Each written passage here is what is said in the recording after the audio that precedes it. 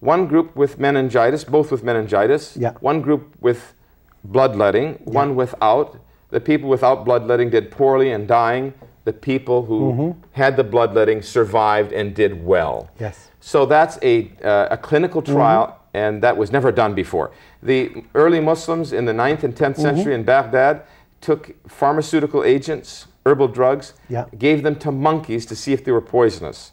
They tested them on animals. First time in history. So when I say first, I mean first. You know? So yes, there were contributions, but because of the gelling, see, the thing about Islam, I think everybody has to understand, it means the submission. It doesn't just mean peace.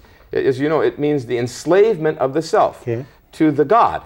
And that means that, and it also means the bringing of humanity out of love to God, okay? And maybe just to comment, one of the things, as we know, when Allah subhanahu wa ta'ala started the creation, He told the angels, I will put a successor on earth.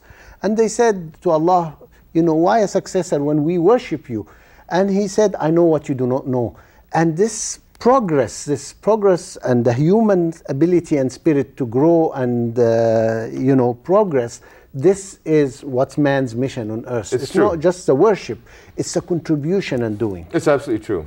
Apparently, if we read the Quran as our source of an understanding of the God, the real purpose is the advancement of the intellect, of the mind, and that because of course the Quran, for example, I believe in the Quran, right, as a Muslim, but I also believe in the other scriptures, the Bible, for example, the Torah. But this is the newest scripture. This is the newest revelation. Yes, the this final is the one, revelation. the final one. This is the one that everybody has to know about. Yes. Every Hindu, every Sikh, every Jew, every Christian, every Muslim. Every non-Muslim, every atheist has to know. It's the newest, latest.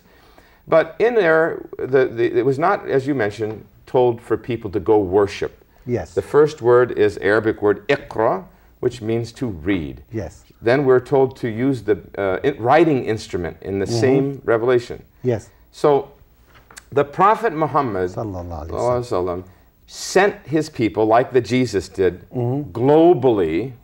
In this case, though, more deliberately, he said, seek knowledge. He didn't quantify it. That's why we have to understand that Islam did create the sciences, because he was the first person to set up an international community of knowledge seekers. And it's unfortunately, when we talk about knowledge, and some of the Muslim scholars will tell you it is the knowledge about religion, rather than, as you said, it's unqualified knowledge. Know everything about this world. Go and find out. Go and find out whatever it is. And now seeking knowledge to China, as this man said, would have been a very long travel. On horseback or camel or by foot, even by foot, would be the equivalent of probably going to about 150 nations. Now that just shows you how that was the stimulus for the, and plus, we talk about this in the enslavement. That means your black brother's your brother, your brown brother's your brother, your white brother's your brother.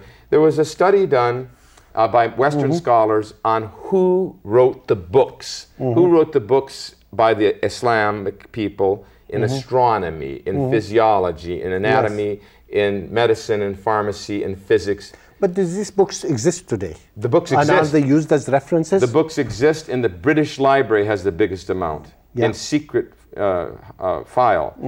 The books exist in Timbuktu. They've just unearthed a group. They exist in the Ottoman Empire. In Turkey. They do exist, but don't forget, most of them were destroyed by the Vikings, the Crusaders, the Mongols. 95% were destroyed, but still, they exist. But just so we can get a perspective, 95%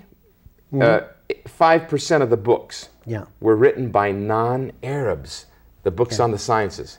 Egyptians, Afghans, Persians, white Greeks, Europeans, who had become Muslims, Africans. We'll have to go for a break here. It's an interesting topic. Please stand by.